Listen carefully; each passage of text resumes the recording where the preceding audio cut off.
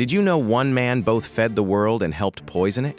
Fritz Haber was a German chemist who figured out how to pull nitrogen from the air and turn it into fertilizer.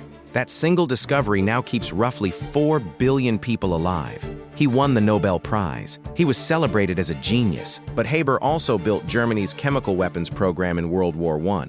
He personally stood at the front lines in April 1915 and watched as chlorine gas rolled toward Allied trenches. Thousands choked to death. The night he came home from that first attack, his wife, Clara, who was also a chemist, walked into their garden and shot herself. She left behind a 10-year-old son.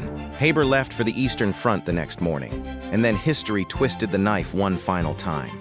Zyklon B, a pesticide developed by Haber's own company, was later used by the Nazis to murder Jewish people in the Holocaust. Fritz Haber was Jewish. The man who fed the world helped build the weapon that killed his own people.